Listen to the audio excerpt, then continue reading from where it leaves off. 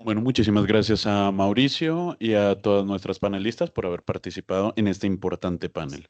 Ahora daremos inicio al panel Convergencia y Agenda Social, que moderará el doctor Enrique Prieto, profesor de la Universidad del Rosario, y con la participación de Paula Ruiz, profesora de Relaciones Internacionales de esta universidad, y Meryl Thiel, que es la alta comisionada para la protección de los derechos del Instituto de Derecho de la Paz y del Desarrollo.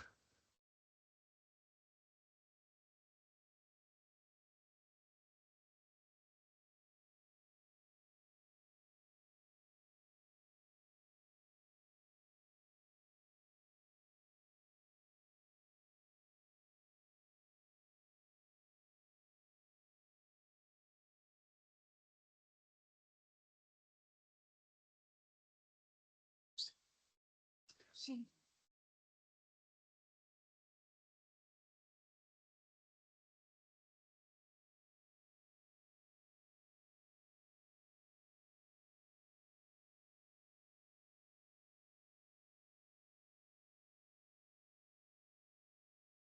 Bueno, buenas tardes a todos y todas. Gracias por estar en este panel, que es el último, pero que va a ser muy interesante. Vamos a tener unas discusiones sofisticadas, profundas, que nos van a permitir cerrar este día de forma muy, que nos permitirá construir más conceptos y llevarnos muchas inquietudes. Entonces, para este panel titulado Convergencia de Agenda Social, como lo mencionábamos, tenemos dos superpanelistas. De una parte, comenzamos con la doctora Paola Ruiz, quien es profesora de Relaciones Internacionales de esta casa de estudios, quien va a presentarnos el paper Convergencia en materia de agenda social, una mirada desde CELAC. Doctora Ruiz, adelante.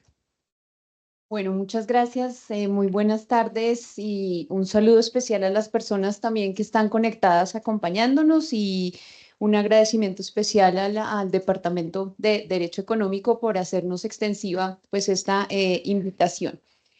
Bueno, cuando hablamos de estos temas de integración en América Latina principalmente, pues lo primero y nos tenemos que remitir a entender que la integración en la región pues ha pasado por distintas fases.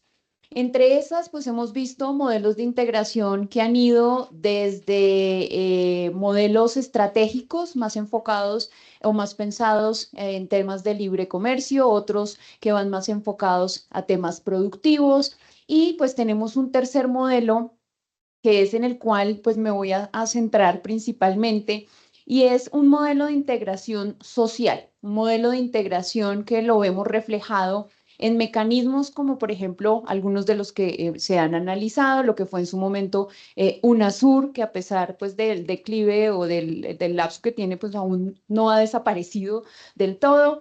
Lo vemos en otros tipos de mecanismos como el ALBA y de alguna manera pues la propuesta que se ha venido haciendo a lo largo de la mañana es ¿qué pasa si pensamos la CELAC como una especie de cancillería de los países latinoamericanos donde gire alrededor de una agenda social?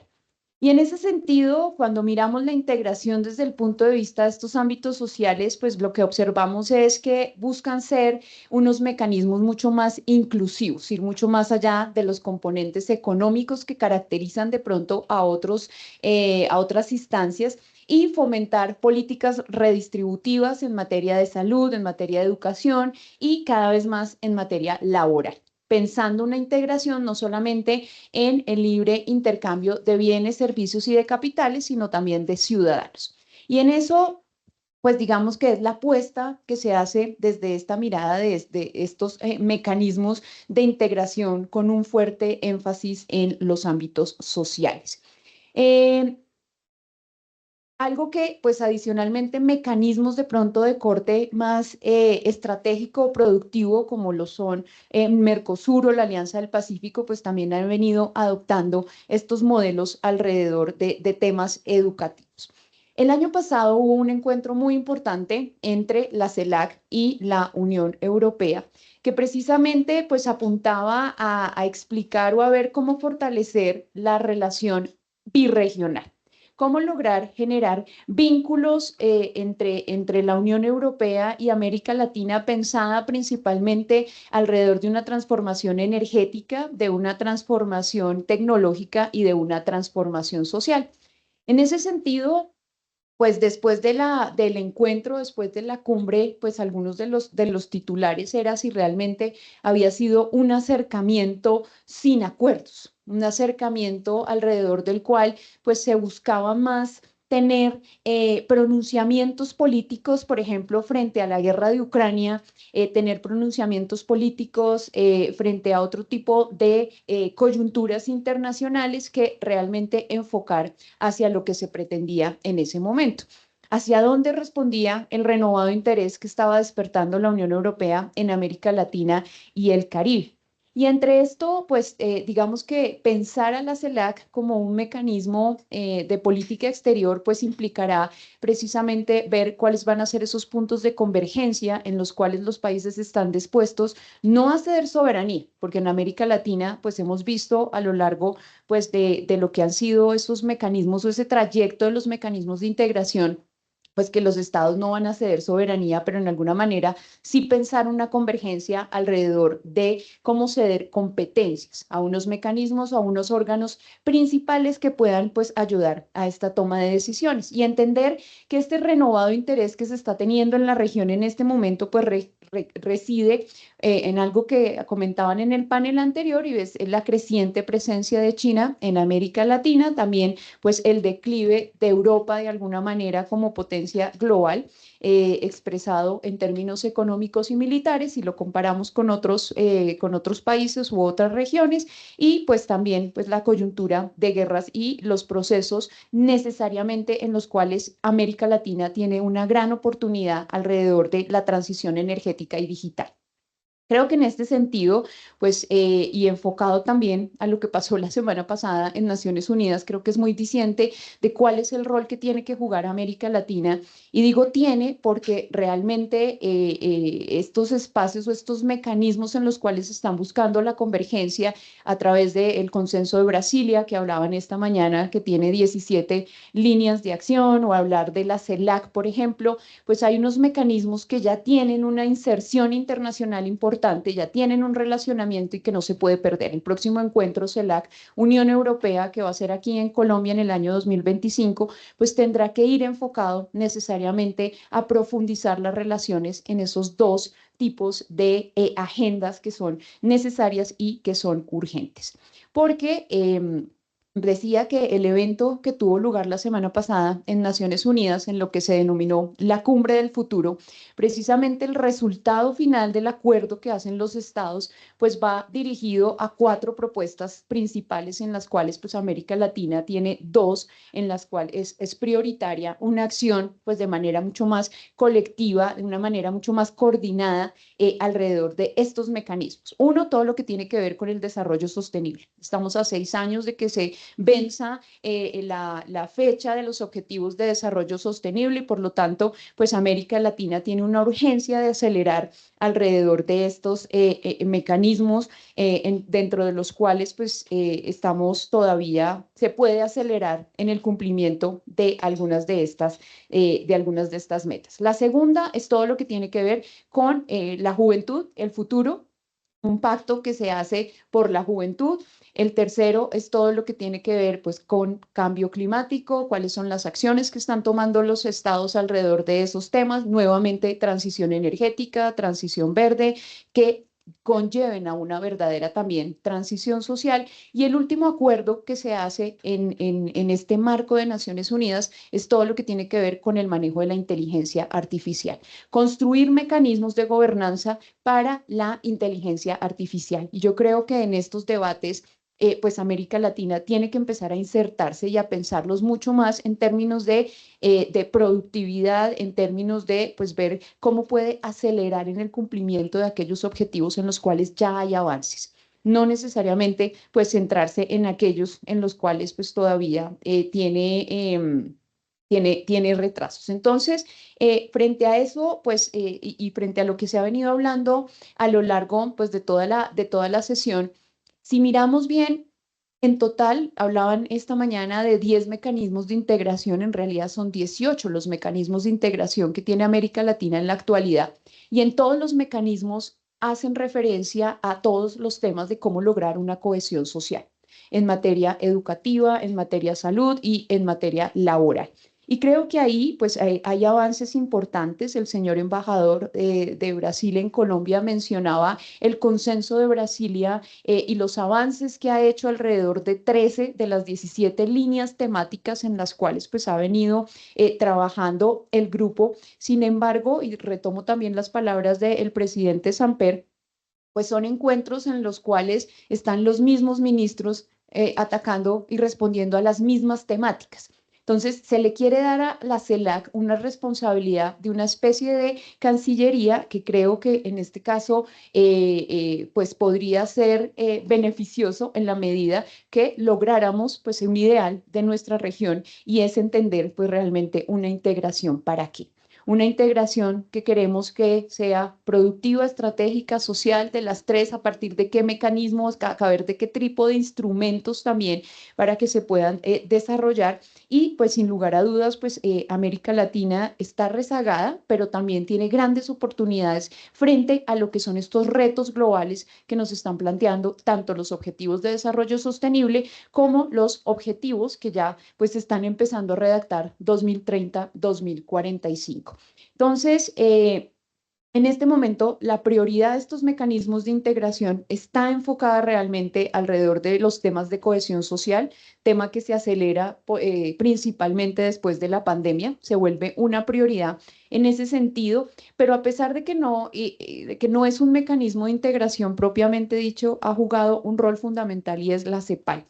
Yo creo que todos estos mecanismos de integración de alguna manera tienen que buscar la manera de ver cómo se alinean o cómo se articulan con el trabajo que desde la Comisión Económica para América Latina se viene haciendo en la construcción de estadísticas, de informes, de insumos que permitan mejorar la toma de decisiones.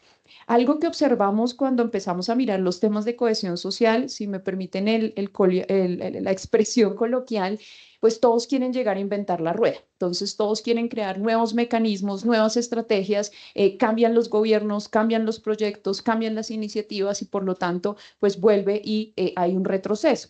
En el caso del consenso de Brasilia, pues es una iniciativa que de alguna manera se piensa también para revitalizar a UNASUR nuevamente.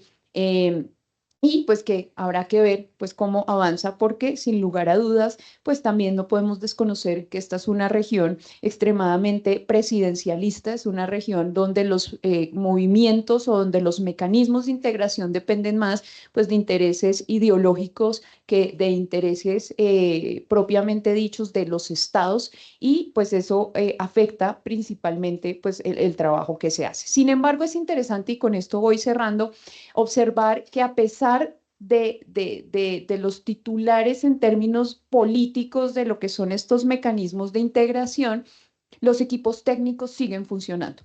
Los equipos técnicos de estos mecanismos de integración pues se siguen reuniendo, siguen compartiendo prácticas, siguen compartiendo políticas, buenas experiencias, etcétera, que creo que pues es lo que en últimas hay que entender cómo funcionan pues este tipo de burocracias, pero pensadas no en el sentido peyorativo de burocracia, sino en la burocracia pensada entonces como estos mecanismos que facilitan la comunicación interinstitucional.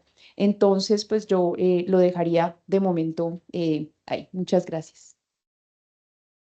Muchísimas gracias, doctora Ruiz. Y con esto le damos paso a la doctora Meryl Thiel, quien nos va a presentar el paper Global Social Policies, the New Latin American Empowerment, Essay to Break with Capitalist Neocolonial Logic through a Neo-Gramscian Analysis of the Framework Proposed by the CELAC.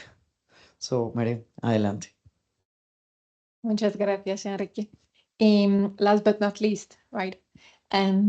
Y es una broma porque este título está en inglés, pero hablaré en español, lamentablemente. Y es un título muy complejo, lo admito, pero quise con eso expresar mi propia posición, que es una visión muy pesimista y crítica Primero, sobre las integraciones regionales latinoamericanas y segundo, sobre la posibilidad de una convergencia. Voy entonces a empezar con una recontextualización de esta temática y mi presentación estará dividida en tres partes. Primero, quiero observar y compartir con ustedes lo que entiendo por un fracaso de las integraciones regionales. Y de hecho, surge la pregunta, ¿cómo construir una convergencia? El segundo punto de mi presentación será sobre la definición de lo que llamamos políticas sociales o Global Social Policies y cuál es el aporte de la CELAC dentro de eso. Último punto, es lo que prefiero, el BRICS. El BRICS porque viene a desafiar lo que entendemos como integración y también viene a plantear la cuestión de una convergencia diferente de la que podemos platicar a nivel regional geográfico. Vamos ahora entonces. Una nota de nostalgia, un saudade, de cierta forma, porque el año pasado estaba aquí con dos colegas, Keith Nurse, de Trinidad y Tobago, y Iván Felipe Fernández, de la UFABC de Brasil. Y los tres hemos presentado un trabajo sobre la inversión china aquí, en América Latina y Caribe. Dentro de este trío fue encargada del aspecto jurídico y planteé la hipótesis de una posible independencia estructural e ideológica de América Latina, porque las nuevas relaciones que tiene con China podrían ser una forma de salida de la praxis de la doctrina Monroe. Lamentablemente, después de un estudio, me di cuenta que estaba surgiendo una nueva forma de dominación. Así que el imperialismo tecnocrático de China se está sustituyendo al imperialismo geográfico de Estados Unidos. La presentación de hoy es una continuación de esta conclusión que hice un año atrás, pero hoy quiero añadir una toma de conciencia de los efectos de la pandemia.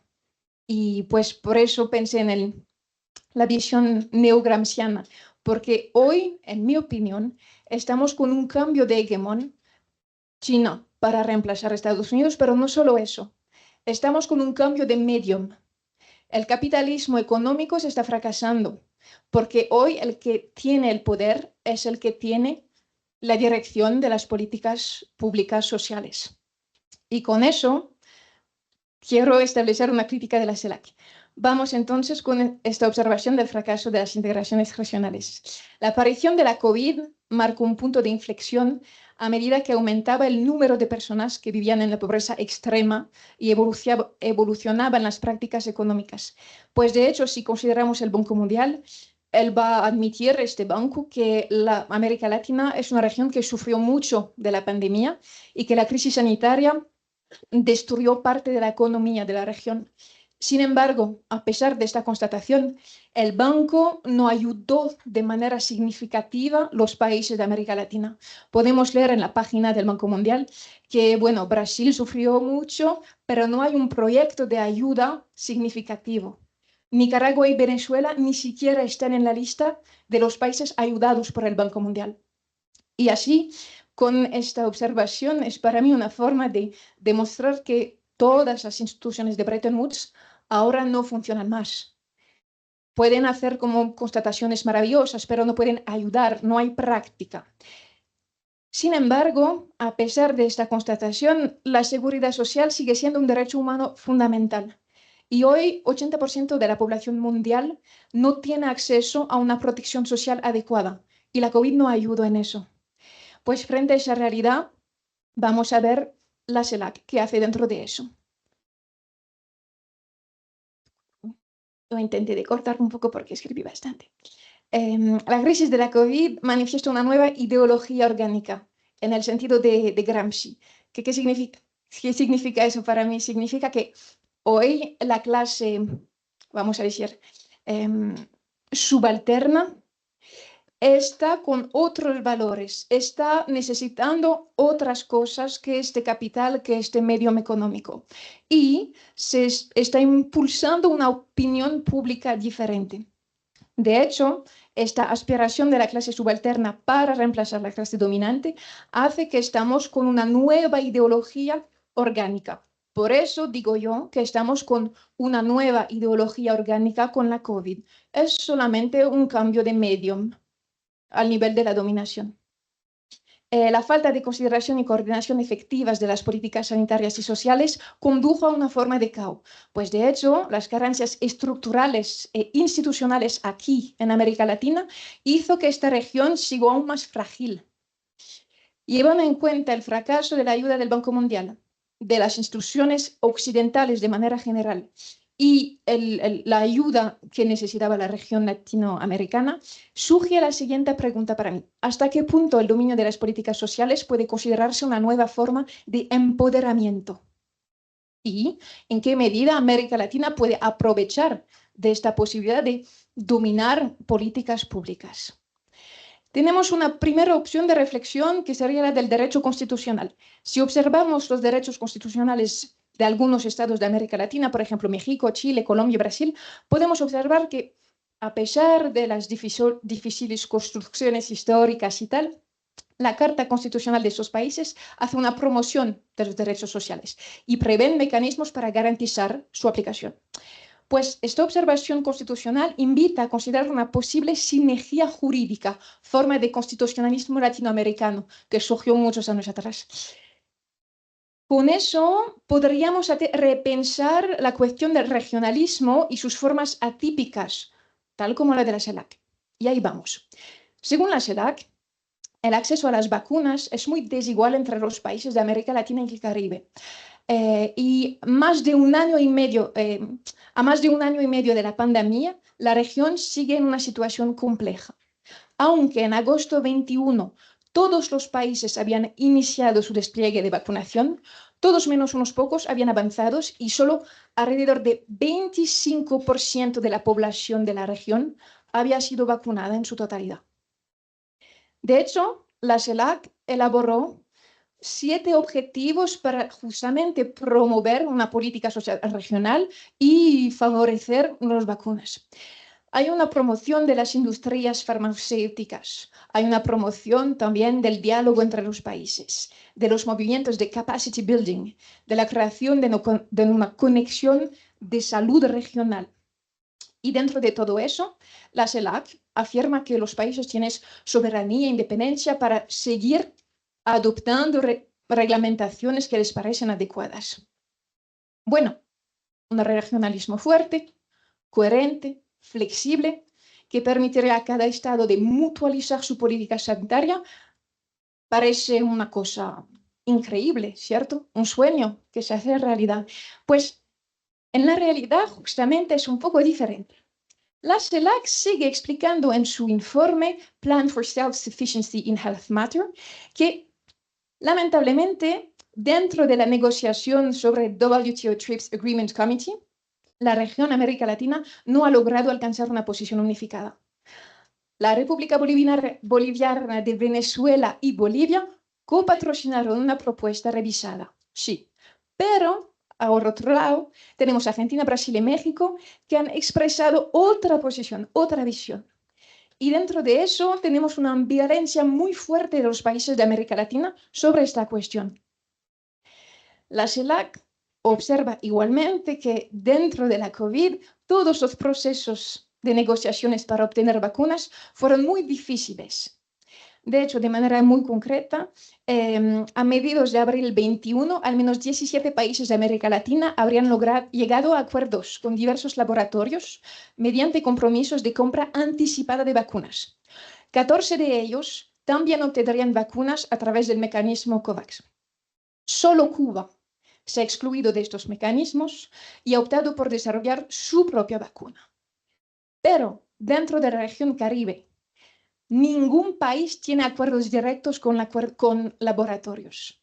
Entonces, en este contexto, estamos con una región que se enfrentó con otras opciones que conseguir una solución con sus propios miembros. Y la región ha diversificado sus opciones entre vacunas que vienen de Estados Unidos, Europa, Rusia, China e India. Y cuando leí eso en el informe de la CELAC, pensé, Rusia, China, India, América Latina, Brasil. Bueno, vamos a ver lo que pasó dentro de los BRICS, ¿cierto? Para este punto voy rapidito. Quiero desenvolver 2 puntos. Primero, el funcionamiento institucional de los BRICS y las políticas que fueron promovidas. Segundo, el poder de la New Development Bank y los proyectos sociales que fueron financiados. Primer punto. Las cumbres de los BRICS entonces se organizan según temas sectoriales, es muy divididos, es bien claro. Parece que las cuestiones sociales entonces se tratan de formas muy dispares. Tenemos educación, empleo, sanidad, muchas cosas. Yo quise enfocar sobre 2 puntos, la educación y la salud como tal. La educación, ¿por qué? Porque dentro de mi reflexión sobre la COVID, la educación cambió. Hoy estamos en la era del digital y lo podemos ver hoy. Casi nadie está aquí presente. Todos utilizamos un computador. Entonces, para mí, esta cuestión de la COVID tiene un impacto sobre la educación. Segundo punto, lo de la salud, pues la cuestión de la vacuna ya fue explicitada con la CELAC. Vamos a ver la comparación con los BRICS. La educación, solo algunos datos. China en 22 fue la economía número 2 de país de exportaciones mundiales y fue en este mismo año 22 el mayor exportador mundial de equipo de transmisión, de ordenadores y de piezas electrónicas. En 24, las principales exportaciones de China fueron teléfono y ordenadores. Y dentro de eso tenemos un importador mayor de productos tecnológicos, Brasil. Así entonces estamos con una relación bien particular y de hecho en su declaración de Delhi de 21 los BRICS destacaron la importancia de desarrollar la educación a través de medios digitales y de promover intercambios comerciales a este nivel. El aspecto sanitario como tal evolucionó también. En 2015 estamos con un grupo BRICS que quiere luchar contra el VIH, enfermedades tropicales, cardiovasculares, crónicas y tal. Entre 2005 y 2014 tenemos una política de promoción de las vacunas dentro de los BRICS y esta política se expresa de esta forma. Tenemos lo que se llaman vacunas conjugadas.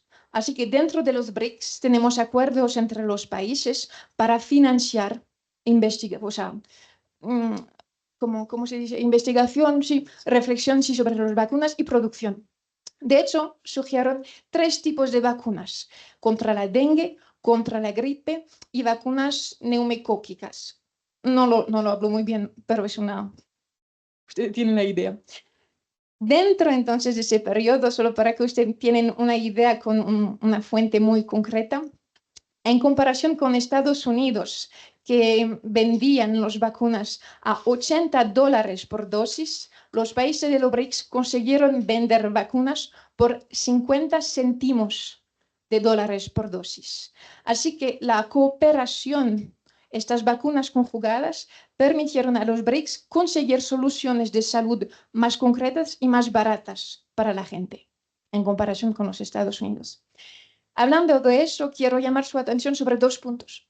El primero es la supuesta innovación de la CELAC en comparación con los BRICS. Pues la CELAC se presentó con sí una estrategia de vacunas, con una cooperación muy grande, pero esta convergencia de la región América Latina no funcionó. Y dentro de su propio informe, la CELAC lo dice, que bueno, lo intentemos, tenemos objetivos muy precisos, pero no funcionó.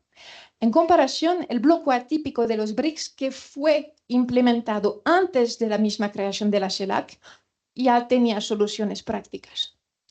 El segundo punto que quiero mencionar aquí es el dominio chino. ¿Por qué? Vamos a decir que estos vacunos conjugados funcionaron. O sea, lo digo yo, pero las cifras lo demuestran. Si los acuerdos de Brasil, China, India, Rusia y Sudáfrica fueron positivos, tuvieron éxitos, ¿por qué China desistiría de un nuevo leverage para entrar en el mercado sudafricano? ¿Por qué razón no iría hasta más? Y si fue un suceso, ¿por qué los países de América Latina irían a buscar una opción más arriesgada y costosa en términos económicos y infraestructura y políticos? Diciendo eso, estoy diciendo que la CELAC, ¿a qué? Ya tenemos un grupo de convergencia ya típico pero funciona. Funciona, pero tiene un riesgo fundamental, que es el del hegemón chino que está entrando. Sobre la NGB, entonces quiero solo mencionar 2 puntos dentro de este punto. Los diferentes tipos de proyectos. Eu empecé mi investigación con el análisis de los proyectos sociales, porque hay muchas categorías. Y el segundo punto es el de los criterios de selección de los proyectos. Y ahí la NGB es muy diferente del Banco Mundial. 6 proyectos desde la creación del banco en 2015 fueron financiados. 2 con China, 1 con Brasil y 3 por Rusia, pero uno de estos proyectos con Rusia fue abandonado. Voy solo a hablar del proyecto chino. Ahí. Los 2 proyectos presentados por China siguen en estudio. El primero está presentado por la provincia de Fujian y consiste en financiar la construcción, el equipamiento y la formación del personal sanitario en un hospital destinado a tratar enfermedades crónicas como el cáncer y enfermedades cardiovasculares. Y el segundo proyecto también está en estudio por el banco y está dedicado a financiar y desarrollar la investigación sobre cáncer y uso de medicinas chinas ancestrales como respuesta a las enfermedades contemporáneas. Así, el uso del saber chino serviría de base para Research and Development para mejorar la asistencia china. Este punto es importante porque con estos 2 proyectos podemos ver que China viene a proponer soluciones muy históricas, vamos a decir, a problemas modernos. De manera general, el New Development Bank también se ha posicionado como una institución que selecciona proyectos que promueven el bienestar de manera general para las poblaciones. En este sentido, la financiación y los proyectos seleccionados ilustran claramente la visión de la institución y vienen a poner de relieve la importancia concedida al papel del Estado en la promoción y en la aplicación del desarrollo sostenible. Ahí podría ser hasta una definición de una institución de Bretton Woods, pero el NDB ha optado ahora por un enfoque diferente, porque a pesar de lo que mencioné, va a defender una lógica mucho más cerca de la de China en términos de primacía de los saberes ancestrales, de la construcción estadual como tal. Así que estamos con una nueva ideología dominante en la selección de los proyectos que van a recibir un financiamiento. Criterios justamente de evaluación del proyecto, preservación del medio ambiente, protección del entorno social y tal. La diferencia radical aquí con el NGB es que en la existencia existe una lista de comportamientos perjudiciales. Es decir, que hay elementos concretos que impiden la financiación de un proyecto. Y dentro de esta lista hay consecuencias que no dependen de los protagonistas. O sea, la NDB intenta de anticipar algunos riesgos sanitarios, ambientales, que no están previstos, pero que pueden causar daños mucho más importantes de lo que fueron pensados, anticipados. El cuestionario de evaluación del proyecto también viene a mencionar diversos puntos relacionados con la protección del medio ambiente, dimensión social, y así el planteamiento elegido por NDB es el de una decisión progresista que va a poner de relieve una responsabilidad estadual más y más importantes para que esté como la condición para la concesión de un préstamo. En conclusión, ahí estamos, es el final. Es un poco triste, pero es alegre al mismo tiempo. Bueno, yo digo que hoy estamos en una cultura del cuidado. Yo hablo de cultura como transposición del vocabulario de Gramsci. Y quien sabe curar o anticipar la enfermedad es quien posee el lenguaje de la esperanza en una vida larga, rica y por tanto mejor. COVID ha cambiado algo más que los hábitos. También ha traído consigo su ración de cambios de paradigma. La cuestión de los derechos sociales se ha convertido central para determinar quién domina las relaciones internacionales. Pues el gigante chino lo ha comprendido. Los Estados Unidos no lo han olvidado y la Unión Europea intenta integrarlo. Frente a esta triada que sigue marcando el juego internacional, estamos ahí en América Latina con una dificultad. Los criterios de Bela Balasa son obsoletos, sin duda ninguna. Y la cuestión de la política social mundial se está convirtiendo en un factor crucial del desarrollo, especialmente en la determinación del poder. Soy neorealista, me toca admitirlo ahora. O sea, mi hipótesis de hoy es de decir que la cuestión social como tal es ahora, es el criterio de determinación del hegemón. El capitalismo agresivo se acabó y surge una era del sanitario frenético. Estamos con el mismo objetivo, el poder, los mismos métodos, coerción, convicción, dominación cultural, solo han cambiado las herramientas. Y esta mañana el presidente nos invitó a traspasar las doctrinas Monroe y Bolívar. Pues a la luz de la lectura neogramsciana de la situación post-COVID, yo tengo una visión un poco más pesimista y quisiera terminar esta presentación al formular la siguiente pregunta para ustedes. ¿Es China una potencia americanista? Gracias. Bueno, muchísimas gracias, Meryl. Y con esto concluimos las dos excelentes presentaciones para abrir al público para preguntas, comentarios, reacciones. Meryl plantea una pregunta también para todos nosotros. Creo que tenemos allí la primera pregunta. Eh,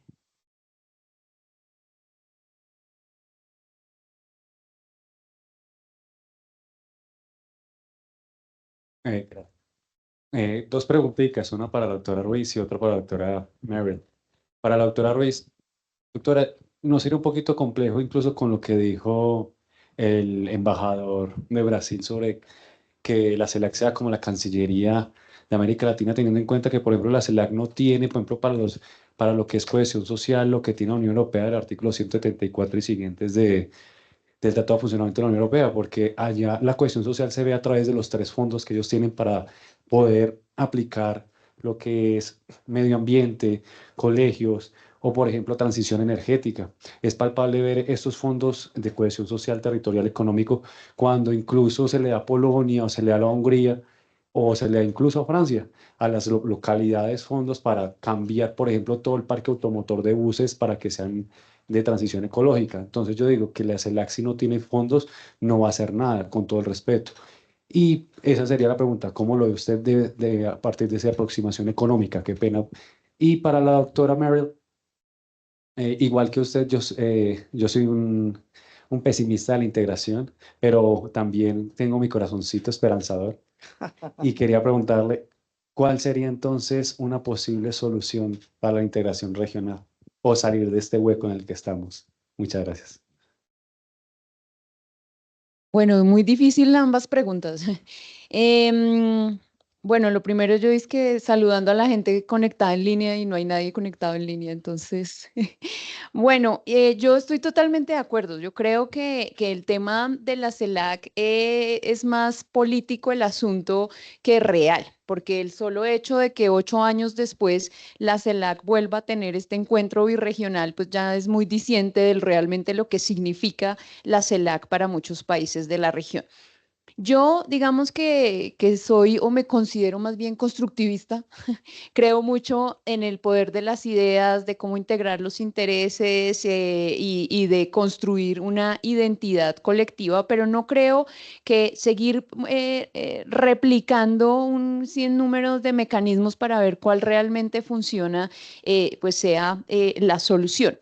En el caso de la CELAC, yo digo que pues considero que se da bajo una coyuntura política muy específica en el año 2011, cuando se crea, estábamos en un momento muy optimista de vamos a lograr que la integración alcance unos propósitos, estábamos hablando de Alianza de Pacífico también en ese momento, un proceso de integración pues más enfocado hacia los temas comerciales, pero sin lugar a dudas, si no se le da a las instituciones o a estos mecanismos, perdón, un grado de institucionalidad pues no van a funcionar. Y así se les dé un grado de institucionalidad. Uno de los desafíos más grandes que seguimos teniendo en la integración en la región, pues son las cuestiones políticas.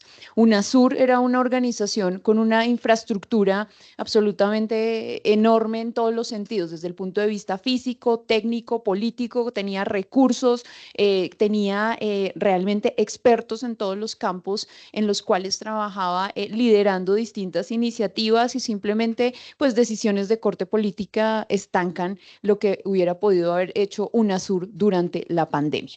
Entonces, creo que el tema con América Latina es que son las mismas coyunturas internacionales las que van a terminar obligando que la región empiece a ver cuál de todos estos mecanismos es el que funciona. No creo que la CELAC vaya a poder ser esa instancia o esa cancillería latinoamericana que no hemos logrado ni siquiera definir bien si estamos a favor o no estamos a favor como región frente al tema de Venezuela, que sigue dividiendo, sigue polarizando muchísimo a la región. Entonces, creo que en ese sentido estoy totalmente de acuerdo, sin dejar de creer que la integración es una salida importante para la región y que realmente hacia allá deberíamos tender por todo lo que se ha discutido a lo largo del día de hoy, pero no en la creación de nuevos mecanismos, de nuevas instancias es la que va a resultar en ese sentido. Muchas gracias. Voy a calmar su corazoncito. En las negociaciones de la creación de la OMC, la ronda de Uruguay, había una coalición que se llamaba Coalición del Café. Fue una co-construcción entre Suiza y Colombia para defender algunas posiciones. Lamentablemente no recuerdo cuáles, pero todo eso para decir que la OMC empezó con coaliciones pequeñas. Está el grupo de Cairns que existe hoy todavía, y algunos otros se institucionalizaron dentro de la OMC, pero yo creo en la opción de coaliciones, de grupos informales, sectoriales, que van a defender intereses puntuales y que después van a crear otra cosa. El BRICS es el grupo que más corresponde a esta situación a nivel mundial, pero a un nivel más, vamos a decir, regional o un poco menos importante. Creo que la opción de la coalición sería la más saludable. Perfecto, bueno, no, la doctora Paola Ruiz se tiene que retirar porque tiene una reunión, otro evento ahorita, entonces pues, y como saben, llevamos 15 minutos adicionales a la hora que esperábamos terminar el panel. No sé si hay una pregunta adicional, algún comentario. Yo sé que nos tenemos que ir, pero yo sí tengo una pregunta muy pequeña para ti y es la siguiente, es, digamos, pareciera que tú eres una persona que, como lo mencionabas, pesimista frente a la integración, pero ese es como el texto de tu intervención, pero el subtexto pareciera que hay una defensa hacia las coaliciones como el BRICS, ¿cierto? Pero mencionando eso, digamos, la característica de los BRICS es muy única por sus similitudes en temas de nivel de población, en niveles económicos, que es distinto a otros países, ¿cierto? Entonces, y yo creo que retomo un poco la pregunta, es realmente para países como nosotros, ¿cuál es la opción?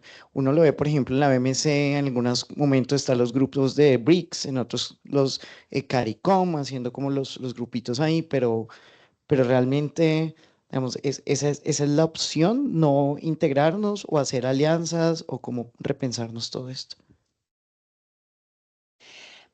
Bueno, creo que yo no me expliqué bien porque cuando yo digo integración regional, yo entiendo por eso aplicación de los criterios de Bela Balasa, objetivo económico. Y después las cosas cambian y aumentan tal.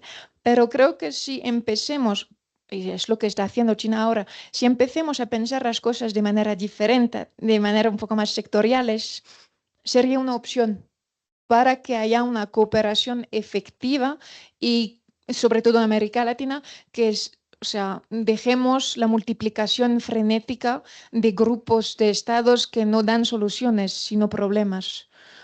Por eso hablé de una cosa informal con las coaliciones y no sé si Bueno, si no hay ninguna otra pregunta, pues yo quisiera, teniendo en cuenta que ya nos pasamos de tiempo, pues pedirle un aplauso a Paola que se fue, a Meryl.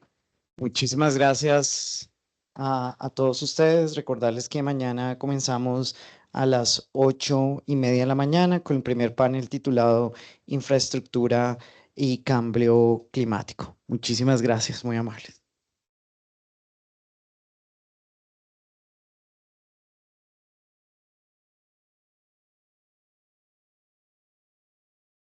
Gracias.